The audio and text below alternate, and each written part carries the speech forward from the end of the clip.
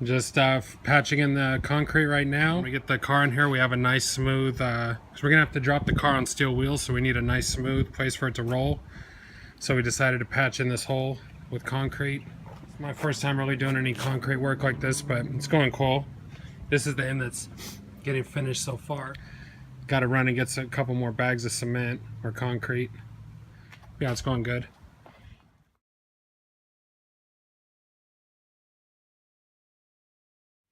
Alright, so I'm out here getting the dashboard apart on the Wagon. You know, basically all this has to go. It's kind of a shame. This was originally an AC car. I need to find the vents. These broke a long time ago, and my dad just put in block off plates. He just ran a heater. I don't know if this has gone over before, but like I said, car's been driving around with us for over 25 years. Over 25 years, something like that. It sucks to have to take these gauges out. It'll be better in the long run. And I think for now, I'm just gonna, you know, I knew all the heater and AC stuff worked from the Crown Vic, and this is all behind closed doors stuff, so I'll just use all that from the other car. I needed air vents for the car. I measured these from a 65 Galaxy. These are front air vents for an air-conditioned car, a 65 Ford Galaxy. I measured the vents on the Wagon, and it's like, you know, 3 inches by like 2 5/8 or something like that. I forgot. This square measures about the same, so this is like the closest vents I could find that I liked. So I'm going to take these apart because I'm missing the back part and I'm missing vents on the Wagon, but this front cover won't work. So I'm going to try to take these vents out and get them to work in the Wagon dash. And in the middle where you'd normally have one big one, I'm going to try to run 2 singles so I can have separate vents. It's just real hard to find the stock vents. I could only find one for sale, not a whole set, and the guy wanted like $40 plus shipping probably. And I need a whole set, so I wanted them all to match, so I ended up getting 4 of these. These are ones that go over by the steering wheel. And so we'll see what happens. See, I'm still brainstorming right now. Here's the vent cut apart. I ground down the rivets, popped it apart. Here's the original vent holder. This is too big to fit in there. I don't know what I was doing when I was measuring. But one thing I forgot to take into account was this is rounded to give room for the vent to turn. The original vents, I assume, were like in a plastic box and it just popped in. I'm not really sure. So what I'm probably going to do is cut the back of this original box off. I kind of want to keep this thing, but I'm not sure exactly what I'm going to do. But I'll go ahead and take one of these whole vent assemblies and pop it in there. It actually fits pretty good. Imagine that sitting in there. And then I'll cut this whole back off and then put the plate back on. And honestly, I think it'll look better because then it'll be a bigger vent than it would have came with from the factory. It'll stand out a little more. So we'll see. I think that might be easier. Just leave them in this, then I can connect the hoses straight to it. And same with right here. Instead of the one single vent, I'm going to run 2 of these. And I'll probably grind these off so these can sit as close to each other as possible. And that'll give it just enough room to fit in here. And again, I'll probably have to, like, you know, get rid of this original vent tubing back here. And then these will just press right up against there and look pretty decent. And then that'll be better than factory because now instead of one vent, the passenger can, you know, put their vent this way and driver can do that, or, you know, whatever. So it'll be more independent. Because normally it'd just be one big vent with one adjuster.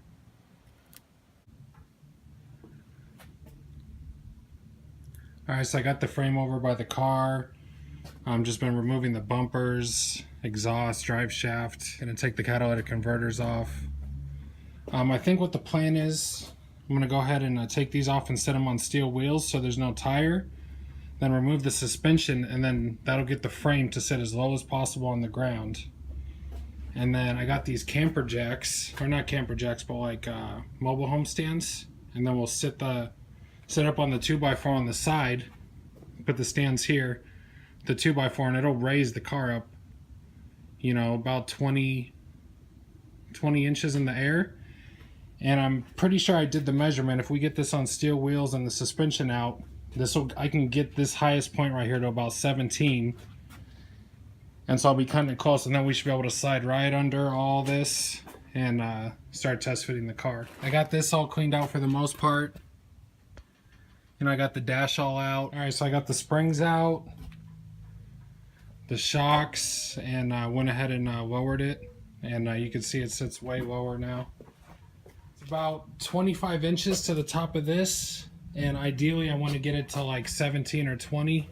So I'm going to put some wheels on here that don't have tires and maybe leave them on the dolly. And that might get me just at the minimum to where I need. I went ahead and sat it on some rims with no tires. And the dollies do raise it up a little bit, but if I can keep it on that, that'd be better to move it around. But that's pretty close to where I need it.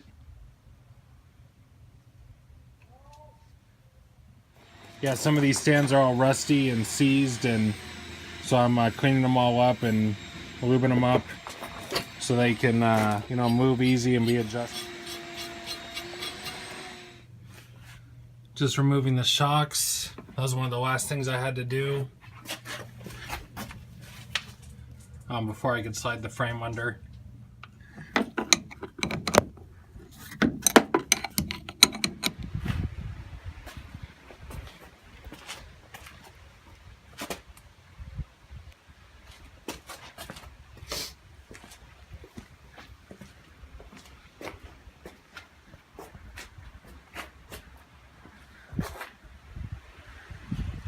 Alright, so I got the frame slid under, and now I just need to start figuring out what I'm going to have to cut and modify under here, and take it back out and, you know, start working on it. Yeah, this is a huge step right here. Well, I'm glad I haven't cut up this Mercury body yet. I'm probably going to use these things. They're just tack welded on, or spot welded. Give me a nice easy plate with the mount holes already in it. So I'll pop those off and try to get them on the front of the wagon. Right now I'm measuring the channel. Like I'm measuring the width, the slope, the depth. Roughly I need about a 4-inch wide channel by 5 inches deep. And then that should give me just a little bit of frame overhang on the wagon, just past a lip like this. But, you know, a lot of it's pretty simple. Welding in the mounts, you know, some spot welded extra support, and then that's where they mount it to. It's nothing special. Same here. So that's not too much. It's more channeling the wagon to mimic this is going to be the hard part. But yeah, you know, just taking a whole bunch of measurements and going slow and steady. Well, I was able to get a test fit. These bottom part of these torque boxes and the trans mount, I knew it had to come out, but I didn't know how much. I was trying to keep as much as possible. But right where the top of this lip is, I'm going to cut it out. And then it needs to be cut here. It can't even, because of the frame rail, that's the closest it can be. So all this, I'm going to keep the top of this torque box to build off of, but I'm going to have to cut it here. So basically all this is gone, and then it's going to be notched to about right here, because theoretically that's where the frame rail rides. So let's look at the bottom. Here's the rocker panel underneath of the car. There's a lip right here. It's kind of hard to see, but that's going to be my reference point to cut. So I'm going to cut along this, and then I need to go about 4 inches in. See where I marked it? So about there to there is about 4 inches. And then it needs to go 5 inches in. And even the highest point, like right here, is only 4 inches. So basically it's going to need a 4-inch by 5-inch channel all from the front to about right here. And then that's going to be a whole nother thing. See, that's about where the frame goes. So I might be able to keep part of the torque box on this side. And the frame in the back is pretty good. On the other side, it fits, it tucks in okay. I mean, a lot of this subframe is probably going to have to go. But this is where the spare tire goes on the inside, and probably gonna have to lose like, you know, a couple inches of that all the way back. The plan right now is to cut this out, and then I'll be able to put the frame back under and sit it completely on the frame to where the body actually touches the frame, and I'll see exactly what needs to be cut and where. Also, I'm going to remove the transmission because I thought it wouldn't be in the way, but it's going to be in the way with lowering it. And see, this is where the transmission cross member was hitting right there. So that part. I'm going to remove all the fuel lines and the brake lines just to get everything out of the way, and then I can plop it right down and see exactly what's going on. And then without those there anymore, I can't use that as a jack standpoint, so I'm going to have to use the floorboard. And because I'm notching it and using the floorboard, I'm going to have to fully, you know, gut the car, and I'm going to have to put bracing across to support the floorboard. And see, like for example, this is at the bottom lip where I showed you where I'm gonna have to cut it, and it's gonna go 4 inches in, so it's gonna be basically, you know, right here. So this is a little higher than 5 inches, so this isn't gonna be cut. So say like right here, it'll box over again and go straight down to right there, or you know, might curve or whatever, depends on what I do. But it's not going to disrupt the floorboard too much more. Just to make working on it easier, and the fact that I'm going to be jacking up by the floorboard more than the most steady mounts. I'm going to remove all the doors, probably the tailgate, and I'll make the car even wider. And then add in the bracing. Yeah, and once the bracing is in, then I'll cut that out. Test fit the frame again. Lay the body down exactly on the frame, and then I'll be able to figure out exactly where my mounting points and all the alterations are going to have to be. And I'm getting the doors off, carpet out. This floorboard's a little wrecked, so quick patches that were done in the past or whatever are all going to be taken up and fixed. Have the floorboard. And I'll probably paint this whole interior while I'm at it. Well, I still got to cut the strip and everything, but since I'm here, I'm going to clean everything up and paint everything real good, at least on the inside for now.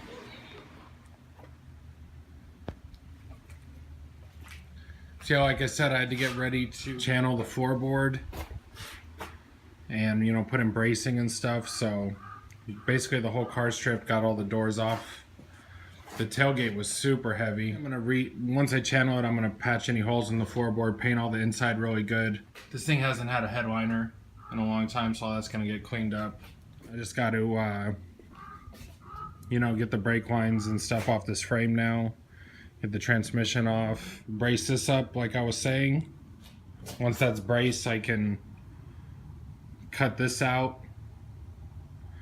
Just enough to get the frame under it, sit the body on the frame. And then I can really see, once the body's sitting on the frame, I can see where I have to channel it. So it's like, you know, right here, a channel's gonna have to be cut out straight.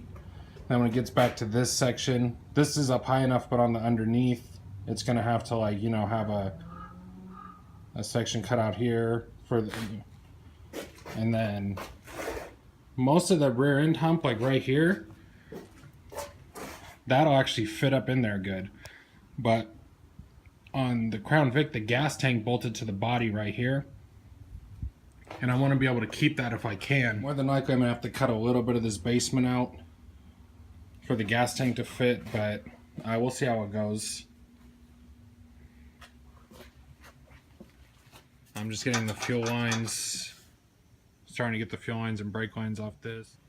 Gonna try to take all this out whole so I can just bolt it back up when it's ready to go back on. Don't have to fight all these little connections. I wanted to disconnect the brake lines from the frame, and I got kind of stalled up here. So I was able to go to AutoZone, and I got a piece of pipe that with double ends. And I just looped it around, and I was able to plug the 2 ends now that go to the back, so those are all sealed up good, and, you know, hopefully won't leak a whole bunch of fluid or get air into the ABS. And the brake lines are completely loose now.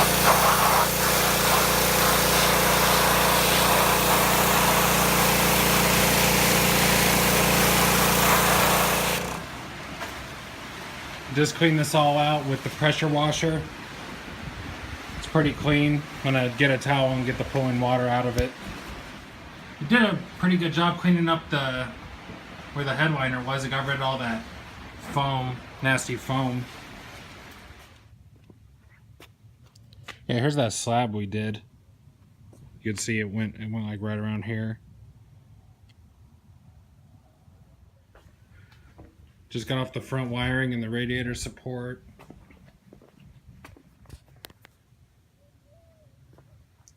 Alright, I'm getting out the engine and transmission now. You know, I was trying to keep the engine in if I could, but I got so much of it apart that I might as well just take it all out. I got the whole air conditioning system out in one piece. So theoretically I don't have to charge it or take it apart or anything. Just got to figure out a good place to store that so it won't get messed up.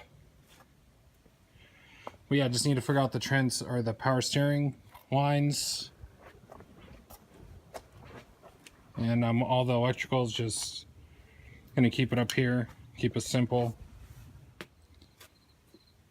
Transmission's out. Just got to get the power steering pump off and the motor mount bolts, and I can pull the whole motor out. Ended up putting it up on ramps so I could get under it a little easier to drain the fluid and stuff like that.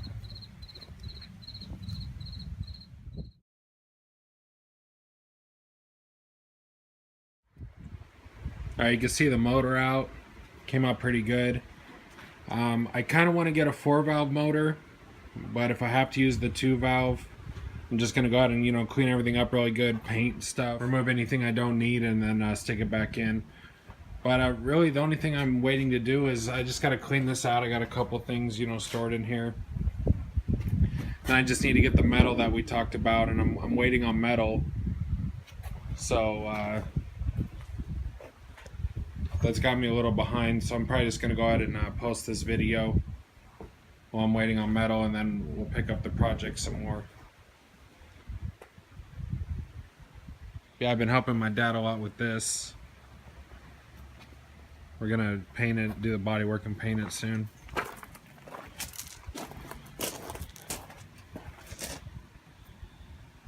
Yeah, I appreciate the support. I've been getting quite a bit of shares and likes and views for just starting. So yeah, if you could share or comment or like, I'd appreciate it.